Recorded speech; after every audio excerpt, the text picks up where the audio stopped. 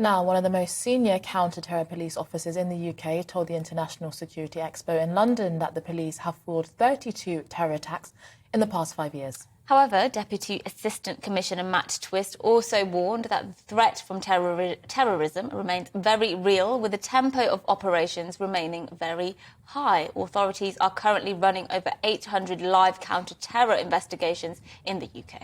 Well, joining us now to discuss this is former head of the National Counter-Terrorism Security Office, Chris Phillips. Thank you so much for joining us on the programme.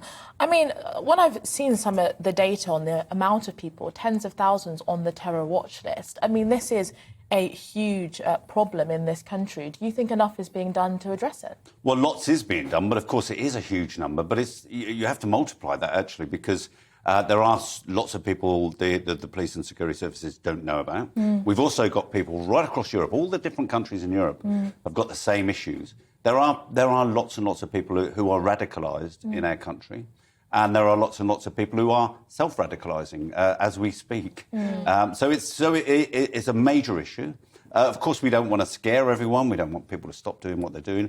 But we do have to understand that the terrorism threat is still real, it's live, and it could, things could happen at any time. I do wonder, though, we've obviously just had the death of the Queen, and we saw, hundreds of thousands of people pouring into London.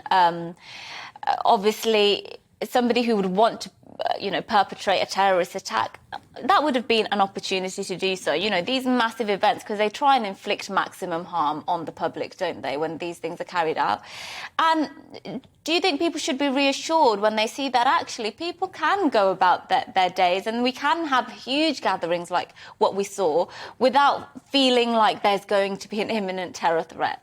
Well, the threat is there, and people in our country do want to commit terrorist attacks, but of course we've also got good policing. We've also got lots of events going on pretty much every day, not just the funeral. We've got football matches and crowded places in shopping centres. All of these pose attractive targets.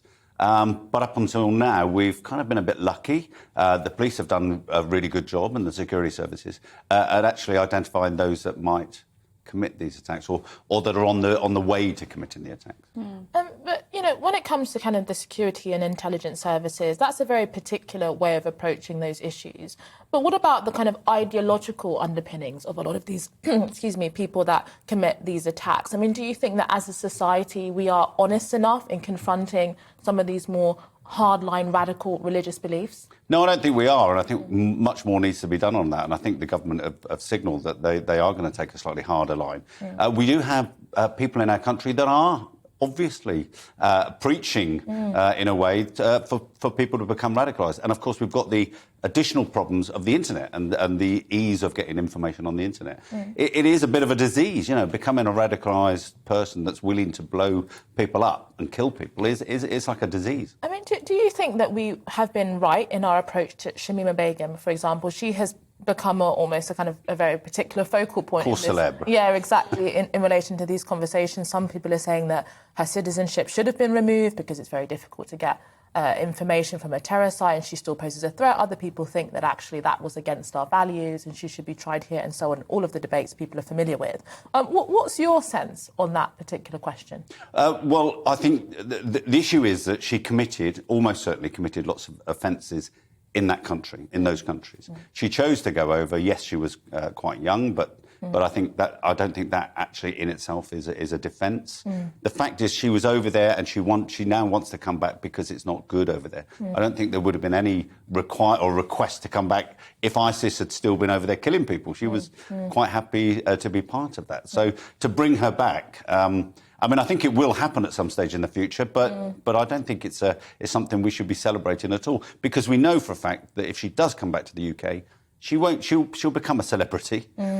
She'll be on one of these celebrity programmes before long. And what signal does that send out to society that this is a woman that has almost certainly been involved in murders?